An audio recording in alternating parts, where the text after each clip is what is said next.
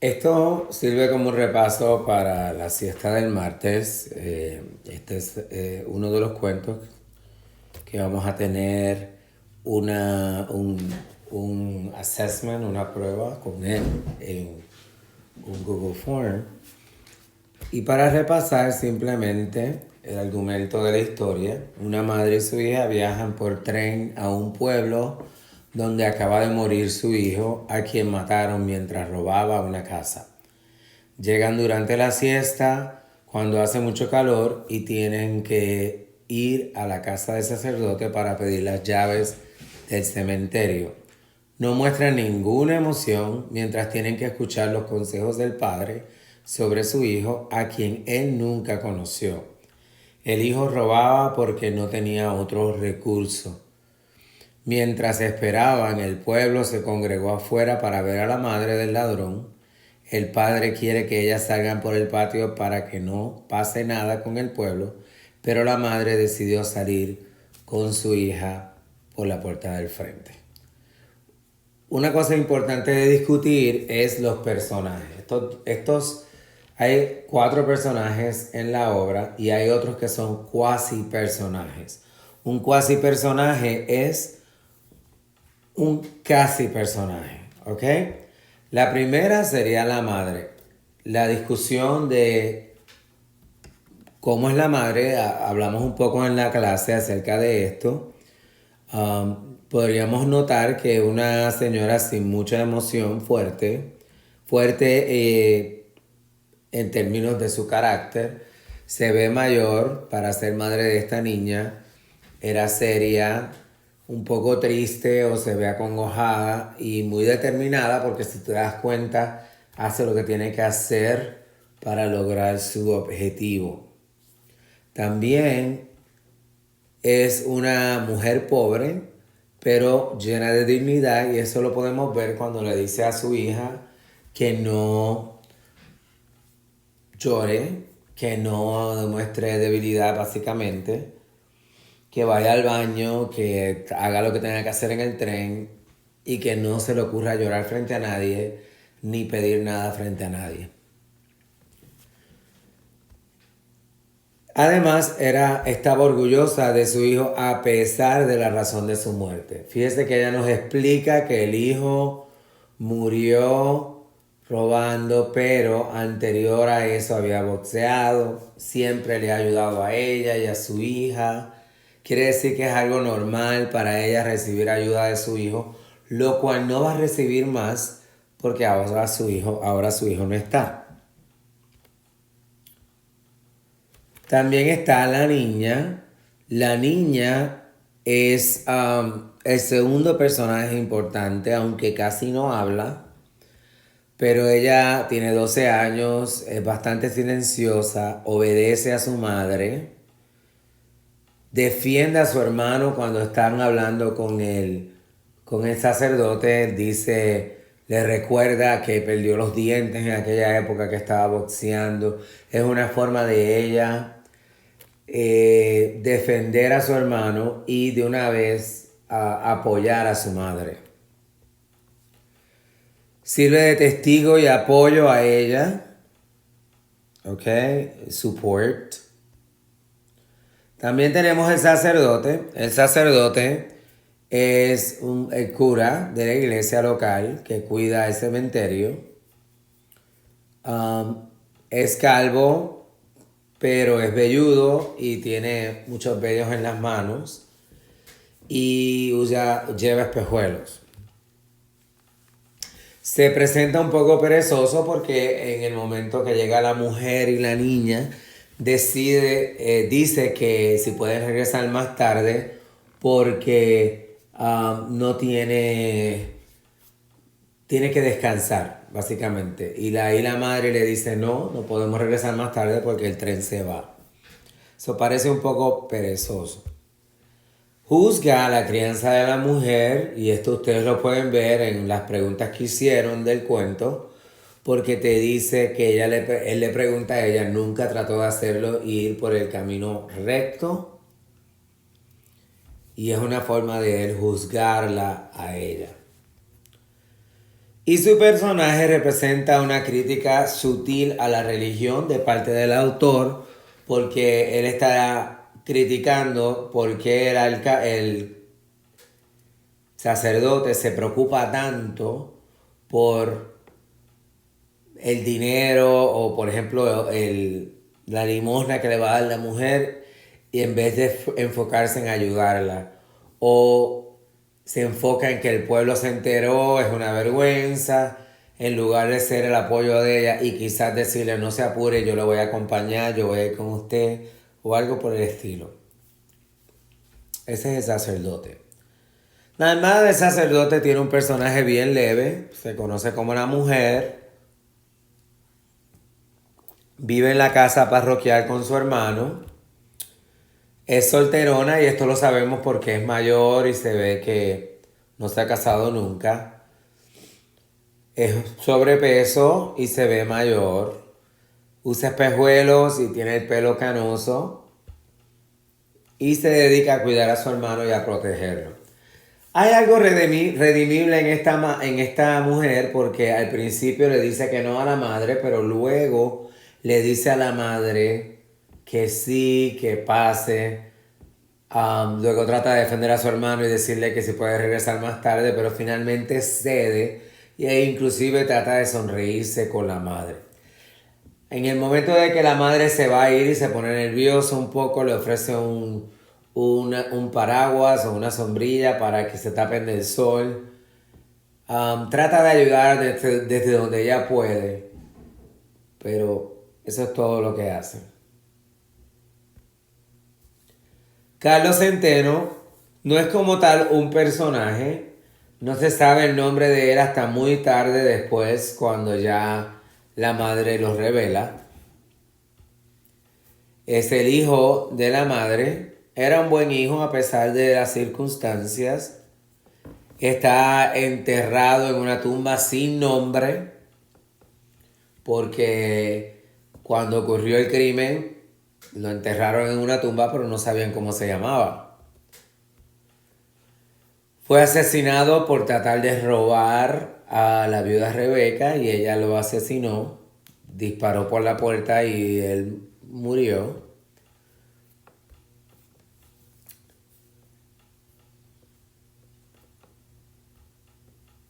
Y había sido boxeador anteriormente, se dedicaba al boxeo.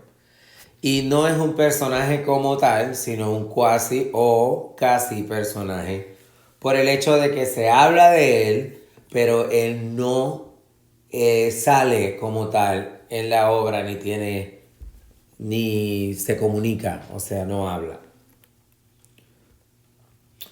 Y por último tenemos el público, el pueblo. El pueblo está esperando afuera bajo el sol para ver qué pasa con esta señora tan extraña que llegó. Aquí en esta foto de un artista puedes ver las caras los cuerpos sin cara. Es como una presión que se encuentra en la parte de afuera, algo que es impredecible. Actúan como el típico pueblo pequeño, metiches, entrometidos, mirando qué pueden averiguar de esto. Y hay un cuasi personaje más. Esto no es un personaje tampoco, esto es un cuasi personaje o casi personaje, el público. Pero es un personaje colectivo que cubre un grupo de personas. La señora Rebeca no es un personaje como tal, pero se habla de ella. Una vida solitaria del pueblo mató a Carlos. Una viuda solitaria del pueblo mató a Carlos Centeno. Había vivido 28 años sola y casualmente es un personaje que es de otra obra de García Márquez que se llama 100 años de soledad. Esta fue la obra por la cual él recibió el premio Nobel. Y este personaje asesinó a un ladrón en 100 años de soledad. Y este cuento viene a representar un backstory, una historia de atrás de qué había sucedido con esa persona que ella asesinó. También se menciona el coronel Aureliano Buendía, que también es un personaje de 100 años de soledad. Y por último, otro cuasi personaje es el calor. El calor siempre está presente en cada cuento de García Márquez, al igual que en la novela. Siempre hay una referencia al calor. Sea leve o sea mucho, hay una referencia. Es casi como un personaje y va creciendo según la trama se complica. Al principio dice que todavía no había empezado el calor.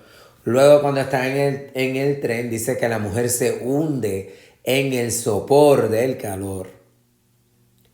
Y luego cuando llegan al pueblo y hablan en la casa hablan con el cura o con el sacerdote, cuando van a salir, él les recuerda que está haciendo un calor terrible y el pueblo entero está de siesta porque no pueden bregar o resistir el calor afuera. Comienza sutil en el tren y se convierte en algo mayor. Estilo. Entonces podemos por lo menos llegar a un punto importante. El punto más importante aquí es que este cuento trata o es parte de una vertiente o de una época o un movimiento literario, o no un movimiento literario, sino una época dentro de un movimiento literario que era el boom de la literatura. Y dentro del boom de la literatura apareció esta expresión que se llamaba realismo mágico. Y este cuento es parte de esa expresión. Algunas cualidades del realismo mágico. El tiempo es cíclico y no es lineal. Los eventos ocurren no uno detrás del otro, sino que brincan de un lado a otro. Comenzamos en el cuento con la mamá y la hija en el tren. Luego llegamos al pueblito y hay como un flashback cuando ellas están en la casa del sacerdote y hablan sobre lo que ocurrió una semana antes. Y luego regresan al templo, al tiempo normal.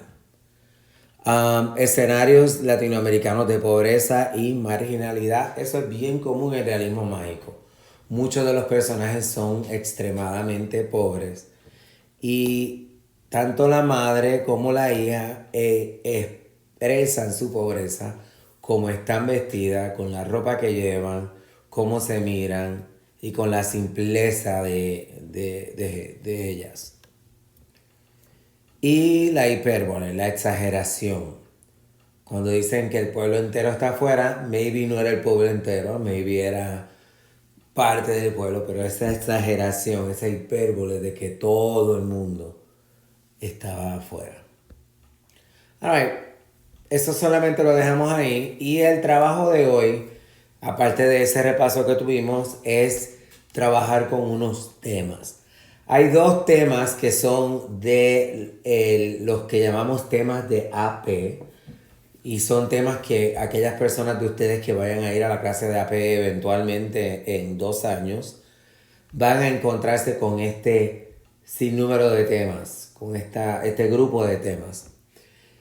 Y entre esos 5 temas hay 2 que se realzan en este cuento. Número 1, las sociedades en contacto. Aquí tienes personas, sociedades que tienen que chocar. Viene una extranjera a un pueblo, cómo brega eso con el pueblo como tal. A una mujer que no es de ese pueblo llega hasta ahí, cómo choca. Cómo choca el hijo pobre con la viuda que tenía dinero y vivía hacía 28 años encerrada en una casa. Cómo se hubiera tratado a la madre y a la hija si hubieran llegado en una carroza o en un coche en lugar de haber llegado en el tren y se vieran bien vestidas de una época más moderna. Cómo las hubieran tratado a ellas, a diferencia de cómo la trataron por su pobreza. Otro tema que está en acción es las relaciones interpersonales. Cómo se comunica la gente una con la otra. Dentro de estos temas hay unos subtemas y a mí me gustaría mencionarlos, pero vamos a trabajar con 2 específicos para hacerles el trabajo un poquito más centrado. El realismo, el sufrimiento humano y la angustia. El pecado sin la presencia, el pecado y la presencia, perdón, la posición de la iglesia. Cómo se ve el pecado cuando el hombre, el padre, prácticamente juzga al muchacho por su decisión de ser un ladrón. La crítica social, cómo se critica a la gente dentro de la sociedad por sus acciones. La dignidad del ser humano, la dignidad aún dentro de la pobreza, que eso lo vemos bien claro en la mujer y en la niña específicamente. La soledad y la solidaridad. La soledad es un tema común de García Márquez. Las relaciones familiares, la madre, la hija, el hijo. De estos subtemas, yo les voy a pedir que ustedes primero que nada escojan uno de los dos temas anteriores y uno de los subtemas, pero les estoy dando a escoger dos. Escoge uno de los dos temas grandes, las sociedades en contacto o las relaciones interpersonales. En Google Classroom vas a encontrar un Google Doc con el trabajo que vas a hacer. Puedes hacerlo individual si así lo quieres, o puedes conectar con un compañero si tienes el número de teléfono de alguien y quieren trabajar juntos, pueden hacerlo juntos. Recuerden que ambas personas tienen que entregar el documento. Esto implica que ambos tienen que tener respuestas escritas en el documento.